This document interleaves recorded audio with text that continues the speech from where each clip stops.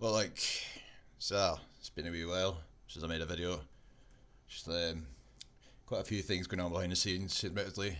That and the fact that didn't have recording software for some time, but I decided to bite the bullet today and just buy it.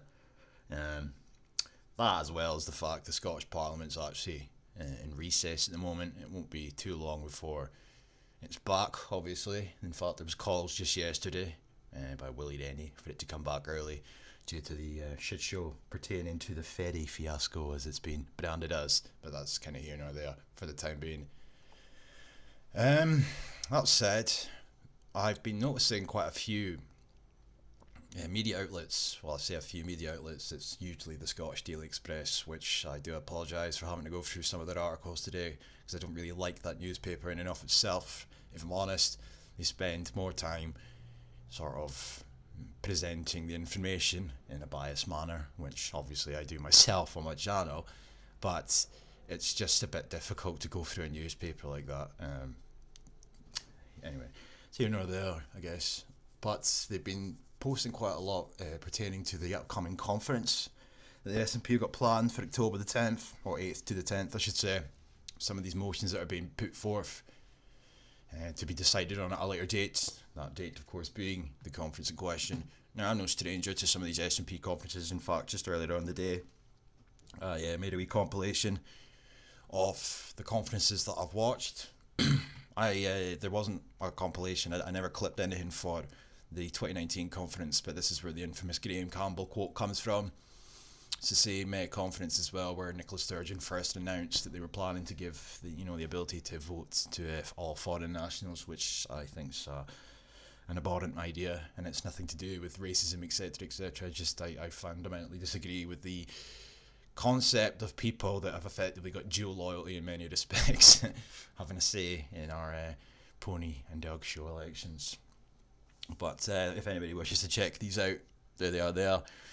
But that said, so I do apologise again for the fact that I'm using the Scottish Daily Express for the moment, but it's the best I can do. I did try to find other articles. I even tried to find the actual motions themselves to just go through them as opposed to having to go through the articles, but I'm going to focus more on the actual quotations as opposed to the rhetoric that is accompanying said motions, quotations. So we've got here SNP's anti-England storm after bizarre new Scots voting claim, right? So this is one of the resolutions in question. There's quite a few that I wanted to kind of go over a wee bit today. But admittedly, they are right to say that it's sort of anti-English in this respect, and you'll see why in a second. But they say here that the SNP is at the centre of an anti-English storm after a number of members appeared to blame the country for the lack of new Scots voting in elections. So, in a resolution that could be discussed at the conference in autumn, they say foreign nationals in Scotland are scared to have their voices heard. The motion also states this is due to reports of racist and alienating actions and laws that are occurring in England. Right. This has been put forth by Gilmerton, Arbroath and District and Beardson South branches, as well as the wife of Stuart Hossey, or Hossey, whatever, Councillor Serena Cowdy. The item also suggests that non-UK nationals could make the difference for the Nats in any future independence referendum. It calls for training to make sure new Scots know they could vote in Scottish elections. So it says, this is what I'm talking about though, like the grammatically questionable motions. Like, just get the fucking point. We don't need the additional opinion if it's supposed to be a news piece. It's not an opinion piece. But it says here, it's titled "Educating New Scots About Voting Rights." So I will just in real time very quickly have one last look to see if I can actually find the motion itself. If not, I'm sorry, I'm going to have to go through the article. This could be it. I'm not necessarily sure. 2 seconds. Nah, it's not. But and we look through it, I'll be honest. Quite interesting. And this came out not that long ago, actually, on June. But no, admittedly, never seen this. But I'm kind of getting off topic a wee bit here, so I'm gonna have to go back to the article. So anyway, it states that the conference notes that many new Scots from all origins still are not aware that they are allowed to vote. Alright, okay. Conference also notes that some fear to have their voices heard due to media reports from racist and alienating actions and laws happening in England. Furthermore, Conference notes that independents support increased after Brexit, and many EU New Scots call Scotland home and have been a huge asset to our society. The conference believes that New Scots could make a substantial difference in the next referendum, since they represent 7.6% of the total population. Now, this kind of goes back to a point that I mentioned a moment prior when I said that Sturgeon gave the right to vote to foreign nationals. I mean, the fact that they're even suggesting this in their little fucking amendment, their little motion, you know, they could make a substantial difference in an upcoming referendum. Why should they get a right to say on whether or not we leave the UK? And I'll come on to the referendum in just a moment, because one of these amendments, one of these motions, if you will, goes a long way to showcase what I've been saying for some time anyway. Not that I make much of a difference, politically speaking anyway, given the size of my channel and whatnot. But, you know, I'm yet to be disproven. Hey-ho. It goes on to ask the conference, resolves that training should be widely offered to SNP activists so that they can inform New Scots of their voting rights.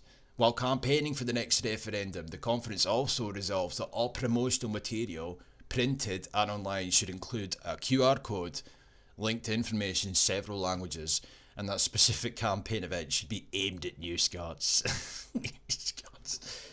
Even the term New Scots, man, I'm not going to dredge up old history. I've made my feelings particularly clear on such a concept, but it just goes a long way to chipping away at who we are as a people, and plays into the bigger, wider picture of global citizenship, but that's here nor there.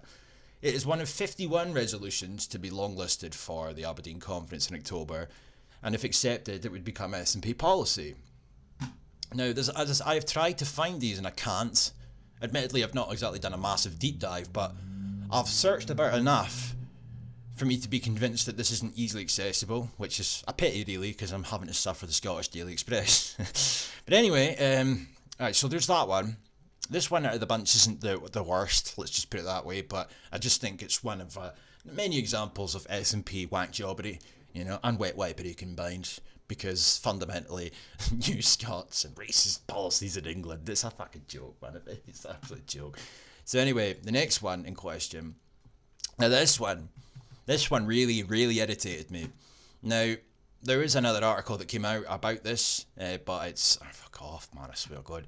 But it's from The National, and that's even worse, fundamentally. But I obviously can't access it unless you're a subscriber, and there's no way in hell I'm subscribing to this fucking paper. But the title of the National's version of events is "The SNP are considering Scottish citizenship pledge for UK students after independence."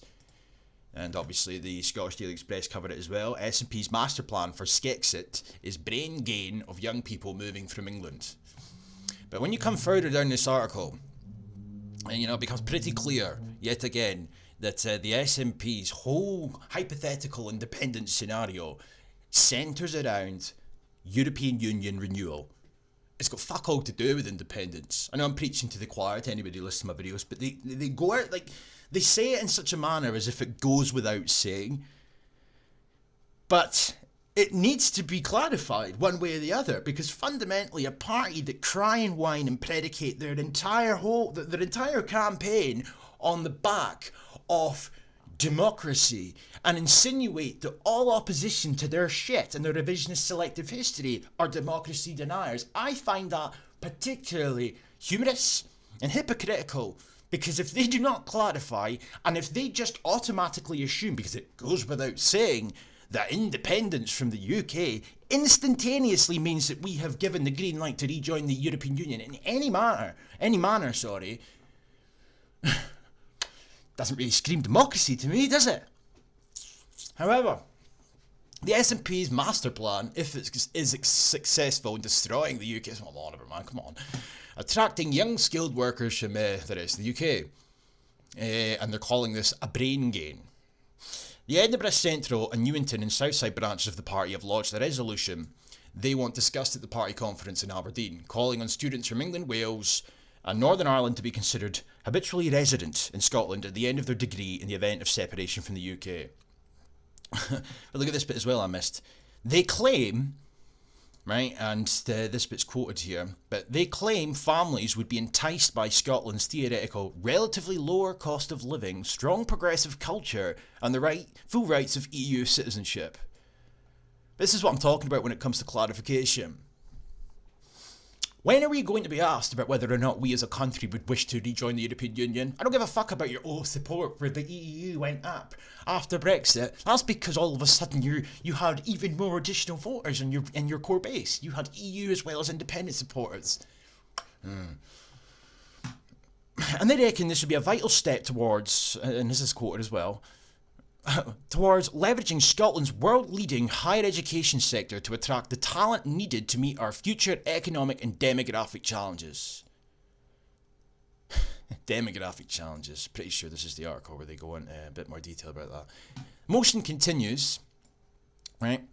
Conference notes, Scotland possesses enormous structural advantages that must be purposefully leveraged via a progressive immigration system.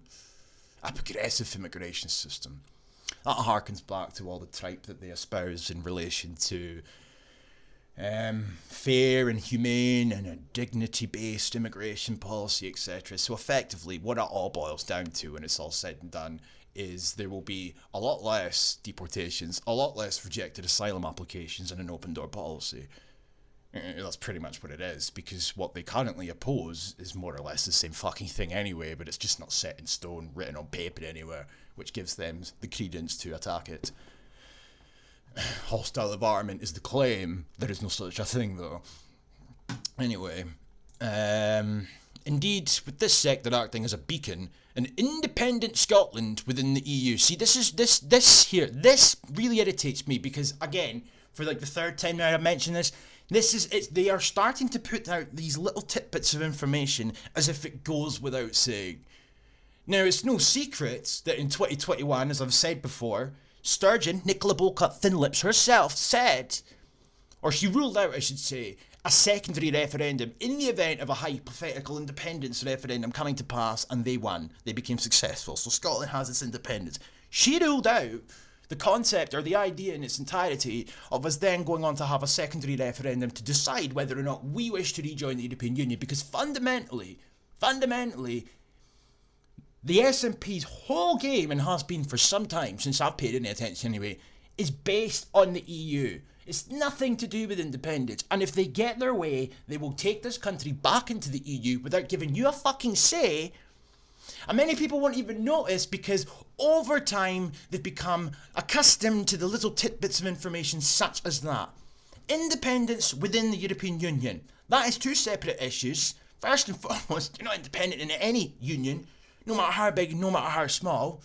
Just because Sturgeon pretends you are or says you are doesn't mean you are. And only people that are thick think you are. Or think they are, even. You know?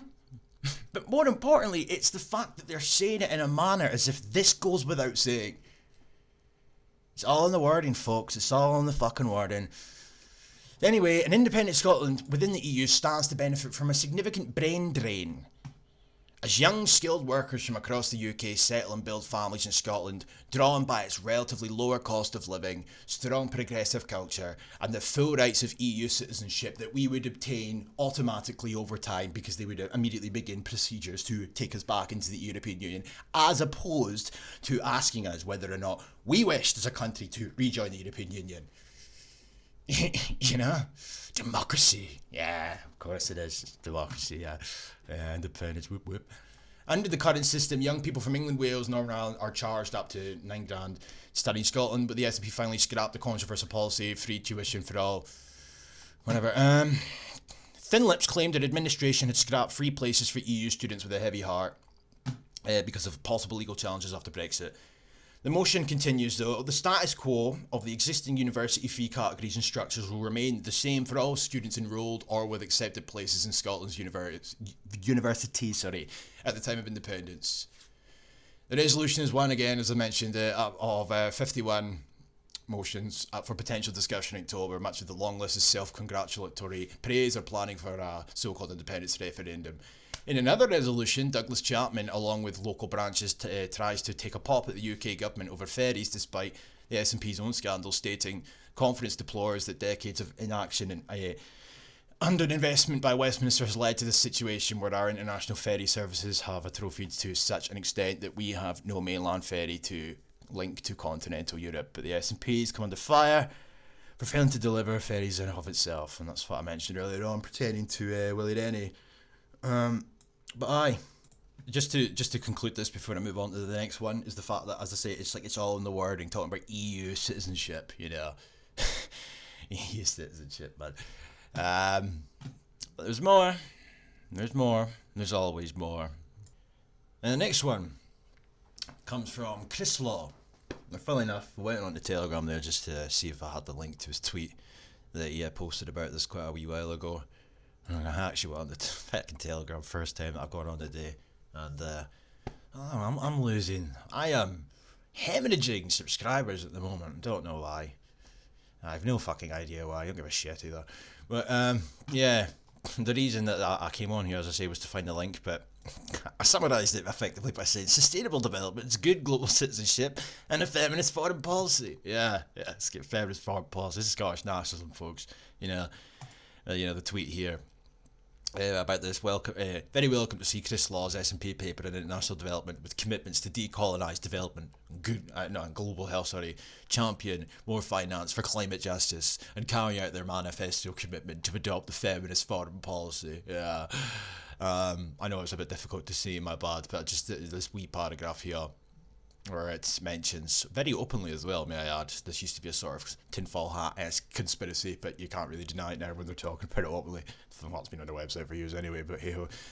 The SNP is committed to ensuring that Scotland continues to be a good global citizen, working in partnership with others across the world to address global challenges that can only be tackled collectively. We are committed to achieving the UN Sustainable Development Goals for peace and prosperity for people on the planet, and we recognise the issues such as global poverty and inequality, and ongoing and future humanitarian crises, and the evolving climate emergency will not be overcome by nations working alone and in their own self-interest. Now, I covered this sort of momentarily in a stream that I did not long ago with that XL Viking boy. If you don't seen it, feel free to go and check it out, but the point that I made there was something that I've echoed before, and the reason for that, of course, is the more they repeat themselves, the more I will continue to repeat myself, because I'm not autistic, but it's like, I just remember this all being said before, you know. You might argue that it's just tripe they're coming away with, but no. There is a consensus that's kind of bubbling beneath the surface here that, I mean, it's in your face anyway, but it's just not been said properly aloud as of yet, and that is that we're moving towards, you know, the one world government type shit. That's the idea in question. The eradication of national sovereignty, nation state, etc., and that's why they're hell-bent on opposing any sort of nationalistic tendencies, any nationalistic rhetoric in general, because working in your own self-interest, we can't do that because it's all about my climate, etc., etc. So we need to move. What's the opposite of working in your own self-interest? Well, obviously that's coming together. That's interdependent nations, as they say, working together for the greater goods. Or as Angus Robertson, the absolute beta male that is Angus Robertson, will stand in our parliament in Scotland and talk to no end relentlessly about the fact, and Sturgeon does it too, but Angus Robertson more often than not takes the lead on this one when it comes to cookery. He will say quite often that in times of crisis we need to come together, and that's why he's so passionate about the vision of the European Union, because apparently we share it here in Scotland. We share their desires to combat the non-existent man-made climate emergency, as well as implementing all of these sustainable development goals. And if in the event of us ever getting back into the EU, then we would not only just mimic all of their policies going forward, but we will also team up to tackle said climate emergency, etc., because we share those visions, because we're also wet wipes here in Scotland, you know? So anyway, I'm going on a bit of a tangent, but I just find that remarkable. They're so open about it now. But anyway, I won't read through too much of that because obviously the text is somewhat small, but there is articles about it. So there's a Scottish Daily Express as well. I managed to find a Scotsman article about it, and I'm not going to read everything from the Scotsman thing. Probably won't read that much from the other one either, but as I'm sort of getting cautious of the time. Independence gives this is written specifically by him, may I add. It's been an independent country. What? Oh, fuck's sake, like, are you taking the mickey? I haven't seen that, but that's hilarious. Hard to be an independent country, in brackets, in the EU. Yeah, you don't mention that bit though, do you? You just never do. Because it goes without saying, why do we need to mention it? Yeah, okay. But this is by Chris Law, just to emphasise that point. So anyway, I'm gonna fucking stay this bitch. Come down to where I was. The Scottish Government has already... No, independence, in brackets, in the EU, gives Scotland the opportunity to chart an alternative and more aspiring path, right? Now, even if I want to get on board with the type that he's espousing here, the point is, though, they quite often do this, they will play on the notion, the desire for independence, but they're not talking about independence, they're talking about the EU. I just want to continue to make that clear, if it wasn't already clear enough. The opportunity to... Oh, well, I suppose it was always clear enough, wasn't it? Because it goes without saying, yeah? Yeah? Oh, right. Democracy, gives Scotland the opportunity to chart an alternative and more aspiring path, one which puts in an acute need at the front and centre and prioritises the needs of the most disadvantaged rather than politicising aid for the purpose of trade deals. Scottish Government has built up a reputation for its world-leading work on international development despite the limitations of devolution. Scotland has shown that it can be a trusted partner and that one can be relied upon, whether it was through its introduction of a climate justice fund, first country in the world to do that by the way, which is set to be doubled to 24 million of taxpayers' money in the next 4 years, despite the fact we're in a quote-unquote cost of living crisis, but we can still afford to pump money into feminist policies and our feminist foreign policy. We can pump money into climate-related bullshits. We can pump money into anti-racist organisations and whatnot, but, we don't have enough to help out our own people. But it's fine, because we're responsible for climate change, which is set to be doubled to 24 million in the next 4 years in its work in partnership with countries such as Malawi and Rwanda. And at COP26, the total 10-point show that was that, the climate summit, we were the first country in the world, again, first country in the world, we're always the first country in the world, SNP, to a loss and damage fund, and importantly, considering the crisis we all face, apparently, but yet you're not doing fuck all for us, are you? Nah, rather than cut aid, the government's international development fund will increase from 10 million to 15 during this parliament. Oh, more money from our pockets. You know what I mean? Scotland is already demonstrating that it sees international development very differently from the UK because you're a bunch of fannies. You're a bunch of fucking fannies, to put it... I'm not going to get riled up, and is stepping out its global contributions rather than retreating inwards and focusing on self-interest. Well, because of Brexit, and they cut a bit of fucking foreign aid. It's a farce. Foreign aid's a farce. Maybe we should be allowing these third world countries to industrialise and invest in fucking the same materials, the same industries that made us successful nations, historically speaking. But we can't do that, can we? Because of climate change and the bigger agenda at play here, which is in time when these countries are completely crippled beyond reprieve, we will then have to introduce policies for our climate refugee schemes that we've already signed up to, thanks to the SNP and Theresa May. We will always aim to be a good global citizen, no matter what challenges may emerge, and irrespective of the behaviours of others. This must be fundamental to everything we do internationally. So then he speaks about his policy paper, where he mentions, at its backbone, must be the United Nations Sustainable Development Goals. Truly independent, but we're all following the same script, yeah. Key aims which were noticeably absent, bar one brief mention in the recent international development strategy laid before Parliament by the Foreign Secretary. An independent in the EU, Scotland must help the furthest behind first. Oh, we need to help the furthest behind first, right? Okay. Anyway, so this article here, as I say, just it kind of summarises everything that he rambles on about. But despite Scots currently suffering a cost of living crisis, Chris Law MP wants the country to fork out reparations for the impact of climate change. That is what it is. It's reparations. It's climate justice is reparations. It's the redistribution of our wealth to apparently help ease the burden of man-made climate change. Yeah? The pair claim... the pair being Alex Kerr from a Glasgow councillor, Alex Kerr, Dundee West, the representative, has submitted a motion to be considered for the SNP's conference. The pair claim, the other one being Chris Law, that Scotland is a world leader in the transition to net zero, but says the country, how the fuck we're world leader, we're very ambitious, you know, you bullshit about how much energy we use from renewables. You've also failed all your climate targets for years, but yeah, we're world leading now. Must also acknowledge the part it's played. You see, this is what I'm talking about here, because this ties in kind of nicely to the last story from these whack jobs.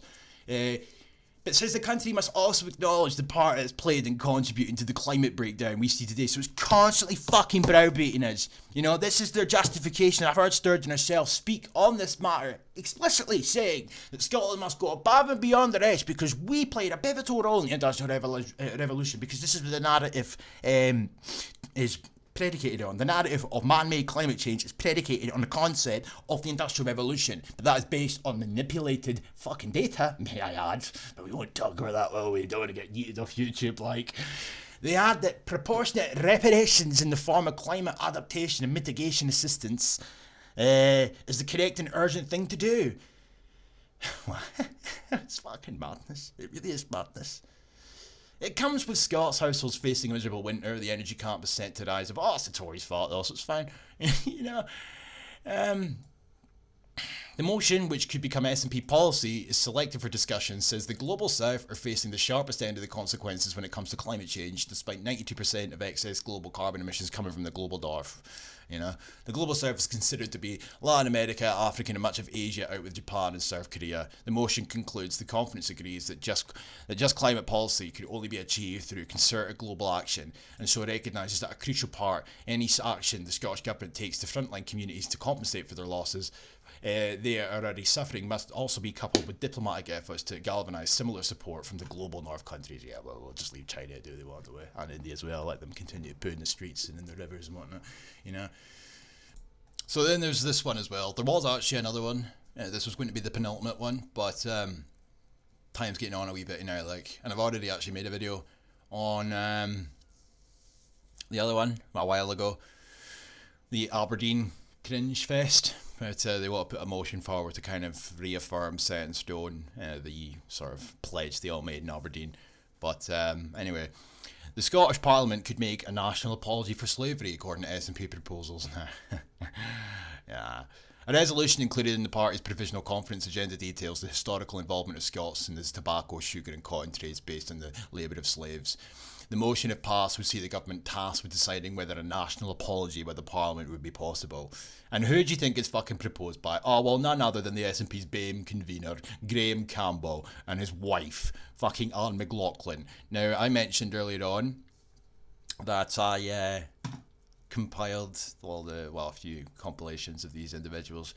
This video here, that's Graham Campbell in the thumbnail for anybody who wasn't aware, but if you want to watch this wee video, Anne McLaughlin comes on first. Now, that's how Graham Campbell effectively got into the SNP via nepotism because of her being an MP, he being a councillor now.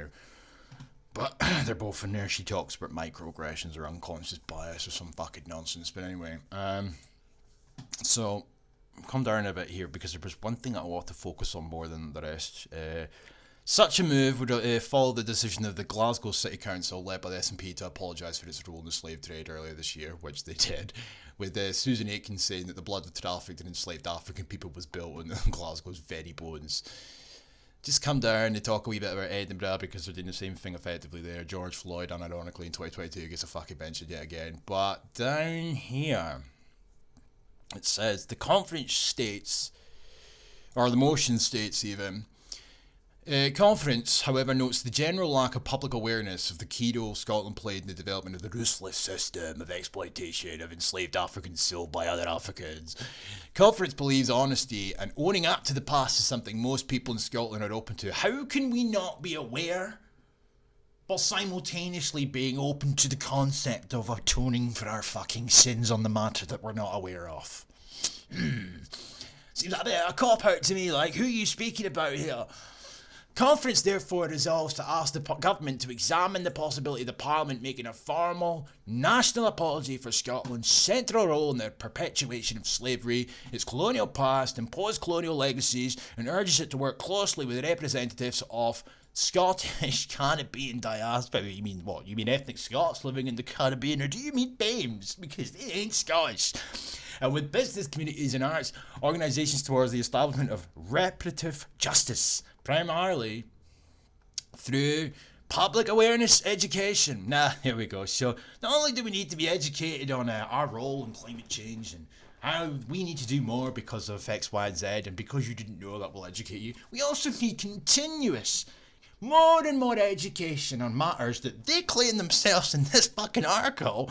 We need public awareness education while simultaneously we're being told that where did it go? We're being told that we are we're already open to the idea. It can't be both. It can't be both. But I'm playing with the semantics a little bit here because this is just ludicrous nonsense. But this is the SNP over the fucking back. The resolution also calls for the SNP debate calls for a national museum on slavery and to increase the scale of the links between Scotland and Jamaica. I wonder who came up with that policy. Dun, dun, dun. Of course it was fucking Graham Campbell, you know. We already had the nonsense with Thin Lips apologising to witches, and it goes on to conclude here, yet again, being reminded, and I'll probably cover it near the time, or at the time I should say. The motion will go through an internal process within the SNP before the Party's Conference Committee decides whether it will be debated at the Party's Conference in Aberdeen. Now, some of this goes without saying, some of this might never come to pass, but some of it just goes, well, all of it even goes a long way to show to you what the SNP are, what they believe, what their vision is, what their ideology is, what their priorities are. I'll tell you what their priorities are not.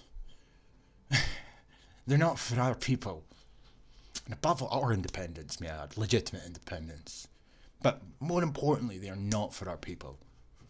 And I think I'll just leave it on that note. Peace.